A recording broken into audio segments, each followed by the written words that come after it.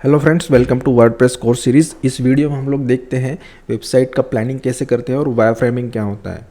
अब बेसिकली जब हम लोग वेबसाइट बनाने के लिए जाते हैं तो हमारे दिमाग में बहुत सारे आइडियाज़ होते हैं कि हमारी वेबसाइट ऐसी होनी चाहिए, वैसी होनी चाहिए। उस तरीके का जो भी प्लान है हमारे दिमाग में इमेजिन करता है, फिर हम लोग उसके हिसाब से हम लोग अपनी वेबसाइट को क्रिएट करते हैं। बट वेबसाइट क्रिएट करने से पहले उसका प्लानिंग करना बहुत ज़रूरी होता है। तो वेबसाइट को डिफ़ाइन कीजिए आप कि मतलब आपका जो वेबसाइट का गोल और ऑब्जेक्टिव क्या है। अब गोल्स और ऑब्जेक्टिव जैसे मान लीजिए कि आपको कुछ अचीव करना है या आपको किसी को रिप्रेजेंट करना है, अपने ब्रांड को रिप्रेजेंट करना है। जैसे एलएमएस वेबसाइट हो गया, ई कॉमर्स वेबसाइट हो गई, बिजनेस वेबसाइट हो गई, ब्लॉग हो गया। तो ये वेबसाइट के अलग अलग वेबसाइट के जो टाइप्स हैं उनके कुछ गोल्स एंड ऑब्जेक्टिव्स होते हैं। तो उसमें से आपको क्या हासिल करना है, आपका पर्पस क्या है वेबसाइट डिज़ाइन करने के पीछे, तो ये आपके जो है आपको डिफाइन करना है वो प्रॉपरली। फिर आपको आसानी रहेगी कि आपकी वेबसाइट आप कैसे डिज़ाइन कर सकते हो।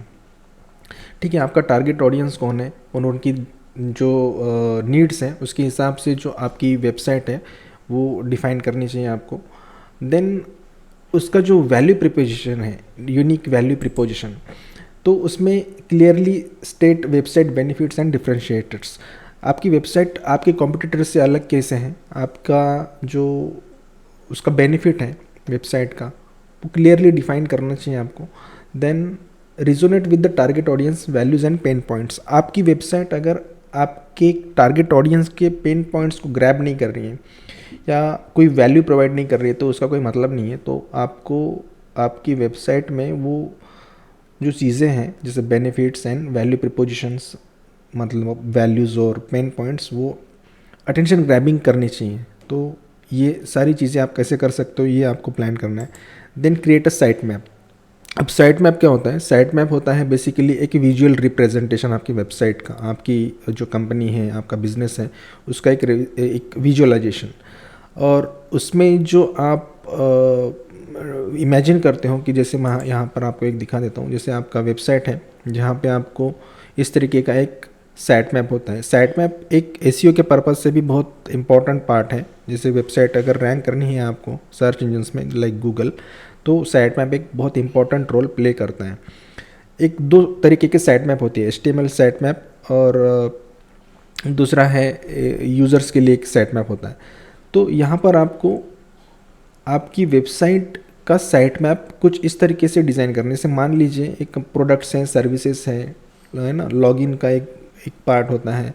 तो यहाँ पर इस तरीके की जो हायरार्की है आपको बनानी है कि कौन से पेजेस के बाद कौन से पेज आएगा और कौन सी कैटेगरीज़ में कौन से पेजेस आएंगे, सब कैटेगरीज़ कौन सी होगी। इस तरीके की जो नीड है या इस तरीके का जो मैप है आपको क्रिएट करना पड़ेगा और उसके बाद आप उसको क्रिएट कर सकते हो। ठीक है, नेविगेशन पॉइंट ऑफ व्यू ये बहुत ही इंपॉर्टेंट है क्योंकि कस्टमर्स या क्लाइंट या विजिटर जब आपकी वेबसाइट पर आएंगे तो उनको कन्फ्यूजन नहीं होना चाहिए कि वो कहाँ पर जाए। ठीक है, तो वो कहाँ पर जाए और क्या उनको कहाँ पे क्लिक करना है। आप उनकी जो इंफॉर्मेशन है जो सर्च कर रहे हैं आपकी वेबसाइट पर आके, तो वहाँ पे आपको क्लियरली दिखना चाहिए, वो कन्फ्यूज़ नहीं होना चाहिए कस्टमर जब भी आता है आपकी वेबसाइट के ऊपर। Then content strategy. ठीक है, decide on content types, text, images, videos, वो कौन से आपके बिजनेस को रेजोनेट कर रहे हैं, तो उस हिसाब से आप उसका कंटेंट लिखना है। सर्च इंजन फ्रेंडली भी और विजिटर जो भी आता है यूज़र, तो उसको है ना ईजीएस्ट लैंग्वेज में समझना चाहिए कि आप क्या प्रोवाइड कर रहे हो या आपका वेबसाइट क्या रिप्रेजेंट करता है। उसके हिसाब से इमेजेस और वीडियोस आपको जो है अपनी वेबसाइट के लिए बना के रखनी है। देन कंटेंट क्रिएशन और पब्लिशिंग। जब आप वेबसाइट में ब्लॉग अगर सेक्शन बना रहे हो तो आपका रेगुलरली एक शेड्यूल फिक्स रहना चाहिए, आप कब उसको पब्लिश कर रहे हो और उस हिसाब से उसका जो एसईओ स्ट्रैटेजी भी है आपको बनाना है। तो इस तरीके से इसका जो पूरा प्लानिंग है आपको बनाना है वेबसाइट डिज़ाइन करने से पहले।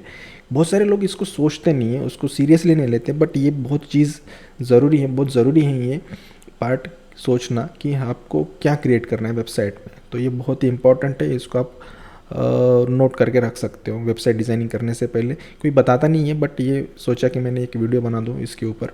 तो इस तरीके से वेबसाइट प्लान है। वायर फ्रेमिंग क्या होता है? अब वायर फ्रेमिंग जो होता है आपका विजुअल रिप्रेजेंटेशन, आपकी वेबसाइट किस तरीके से दिखनी है, मतलब मोबाइल के ऊपर, टैब के ऊपर और डेस्कटॉप या लैपटॉप के ऊपर आपकी वेबसाइट किस तरीके से उसका लेआउट होगा, स्ट्रक्चर होगा, इसका रिप्रेजेंटेशन आपको बनाना है। देन उसकी फंक्शनलिटी कैसी होगी, अगर कोई मान लीजिए एक बटन आप दे रहे हो तो उसको क्लिक करके वो कहाँ पे लैंड होना चाहिए यूज़र। देन उसका यूज़र एक्सपीरियंस, UI UX जो होता है, UX मतलब यूज़र एक्सपीरियंस, UI मतलब यूज़र इंटरफेस, तो उस तरीके का, और कंटेंट का प्लेसमेंट, कौन सा इमेज कहाँ पे रहना चाहिए, इस तरीके की। जैसे मैंने यहाँ पे एक इमेज लिया है गूगल से, तो लोगो कहाँ पर आना चाहिए, मेन्यू कहाँ पे, लॉगिन बटन अगर है तो कहाँ पे रहना चाहिए, इमेजेस, वीडियोस, टेक्स्ट ब्लॉक्स किस तरीके से रहने चाहिए, इस तरीके का भी आप कुछ बना सकते हो, ठीक है। और उस हिसाब से फिर आप अपना वेबसाइट का डिज़ाइनिंग का पार्ट है, आप उस वो क्रिएट कर सकते हो। विदाउट वायर फ्रेम आप, मतलब इसके तो टेम्पलेट्स भी मिलते हैं आजकल वर्डप्रेस में, रेडीमेड टेम्पलेट्स हैं जो आपको वायर फ्रेम की ज़रूरत नहीं है। बट अगर आप वेबसाइट अपने हिसाब से कस्टमाइजेशन करना चाहते हो तो वायर फ्रेम की बहुत ही इंपॉर्टेंट है, वायर फ्रेम आपको चाहिए ही चाहिए। अब वायर फ्रेम बनाने के लिए ना उसकी स्केचिंग आप अपने ना कैनवा भी यूज़ कर सकते हो, जैसे मैं ये मीरो का जो ऐप है यूज़ कर रहा हूँ टूल, तो ये भी यूज़ कर सकते हो आप अपने हिसाब से, आपको जो भी अपने वायर फ्रेम करना है वेबसाइट का। तो एडोबी XD है, फिग्मा है, ये टूल्स जो है ट्रेंडिंग टूल्स हैं। बट मैं रिकमेंड करता हूँ उन लोगों को जो UI UX प्रॉपरली सीखना चाहते हैं। हम लोग वेबसाइट डिज़ाइनिंग अगर कर रहे हैं तो ये भी सीखना बहुत ज़रूरी है। UI UX बहुत ही इंपॉर्टेंट रोल प्ले करता है वेबसाइट डिज़ाइनिंग में, ठीक है। Then wireframing best practices क्या है? सबसे पहला है किस जो रूल है, कीप इट सिंपल स्टूपिड वाला, तो आपको वो याद रखना है, keep it simple and focused on content. सबसे पहली ज़रूरी बात है कि हम ना वेबसाइट में बहुत सारी चीज़ें जो है तामझाम करते हैं, उसका कलर और उसका जो एनिमेटेड पार्ट है ना, इधर से आना है उधर से आना है, ये सारी चीज़ें कोई इम्पोर्टेंट नहीं है। जितना सिंपल रहेगा उतना वो सुंदर दिखेगा। तो इस वजह से आपको सिंपल रखनी है वेबसाइट को और कंटेंट पे ज़्यादा फोकस करना है। Then use greyscale colours and basic shapes. ज़्यादा फैंसी होने की ज़रूरत नहीं है, ज़्यादा कलरफुल रहने की भी ज़रूरत नहीं है। सिंपल और लाइट कलर्स यूज़ करने हैं। डार्क भी यूज़ कर रहे हो तो कॉन्ट्रास्ट में यूज़ करो ताकि वो रिजोनेट करें आपकी बिजनेस के according. Create interactive prototypes for testing. अब लॉन्च करने से पहले आपको उसके प्रोटोटाइप्स जो है टेस्ट करने चाहिए और बिफोर गोइंग लाइव, और इस तरीके से आप उसको टेस्ट करके उसके बाद आप उसको लॉन्च कर सकते हो, ठीक है। तो शेयर करके देखो अपने दोस्तों के साथ, है ना, आपके जो भी कॉलीग्स हैं उनके साथ कि ये वेबसाइट इस तरीके का बन रहा है या बना रहा हूँ मैं, तो इस किस तरीके के उसके व्यूज़ हैं या उसके ओपिनियंस क्या हैं, आप देख सकते हो। तो इस तरीके से आपको सोचना है कि वायर फ्रेमिंग और वेबसाइट का प्लानिंग है, ये सारी चीज़ें बहुत इंपॉर्टेंट है। वेबसाइट डिज़ाइनिंग करने से पहले सोचा था इसके ऊपर एक वीडियो बनना चाहिए, तो मैंने आपको बताया है कि किस तरीके से आपको इसका प्लान करना है। तो thanks for watching this, make sure to subscribe the channel.